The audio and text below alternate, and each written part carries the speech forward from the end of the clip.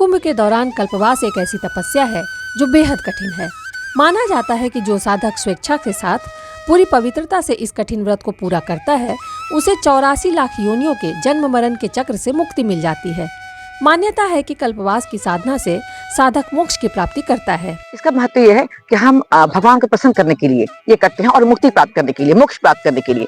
हमारे शास्त्रों में लिखा हुआ है कि जो कल्पवास करता है उसको मोक्ष प्राप्त होता है।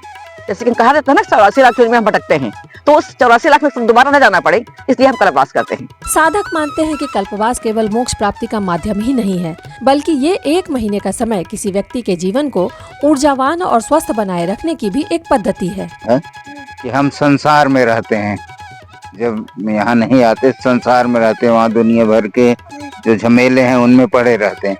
1 महीने यहाँ निश्चिंत होकर के खाली भगवान का ध्यान करते हैं और उससे जो है शरीर का भी मेक ओवर हो जाता है। जो यहाँ परिश्रम होता है, उसके अलावा सुबह उठना, उससे शरीर भी जो है स्वस्थ होता है। दिनचर्या क्या रहती है आप लोगों की? दिनचर्या सुबह करीब जो है 4 बजे उठ करके जाना, गंगा स्नान करना, फिर वहाँ से आना, यहाँ पूजा पाठ करना, उसके बाद भोजन बनेगा, भोजन करेंगे। फिर अभी प्रवचन नहीं हो रहा है, नहीं तो आसपास जब प्रवचन होता है तो प्रवचन सुनने जाते हैं।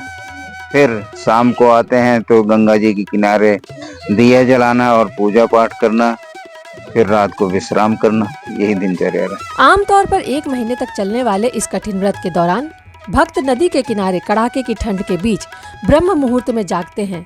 दिन में 2 वक्त नहाते हैं। हर कल्पवासी की कुटिया में एक कलश स्थापित होता है। लोग केले का पेड़ लगाकर भगवान विष्णु की आराधना करते हैं। अपने कुटिया में महादेव की स्थापना करते हैं। दिन भर पूजा पाठ का क्रम चलता रहता है। इस दौरान हर कल्पवासी केवल एक समय का भोजन करता है। दिनचर्या यह प्रातःकाल सूर्योदय के पूर्व आप स्नान करिए उठ करके और वहाँ दीपदान करिए, सायंकाल फिर दीपदान करिए। दिन भर आप निराहार मतलब व्रत करिए, आप 5-7 का होगा और एक समय आपका भोजन होगा। फिर आप सायंकाल जाएंगे, फिर आप गंगा जी के स्थान पे फिर दीपक जलाएंगे। घर में आपकी अखंड ज्योति जलती है, टेंट में मतलब जहाँ आप रहें अखंड ज्योति जलती है, भगवान के कलश की स्थापना है। और यही हमारी दिनचर्या है। जब करिए, पूजा करिए, पाठ करिए, माला जप करिए, भगवान के स्मरण में ही पूरा दिन हमारा बीतता है। अच्छा, इतनी ठंड पड़ रही है, हमेशा पड़ती है, तो ठंड में दोनों टाइम स्नान करने से क्या आप लोगों को कोई फर्क नहीं पड़ता है? कोई फर्क नहीं पड़ता है। कहाँ से आई आप? मैं लखनऊ से आई हूँ। कितना बता दीजिए। उपमा मिश्रा मेरा नाम है।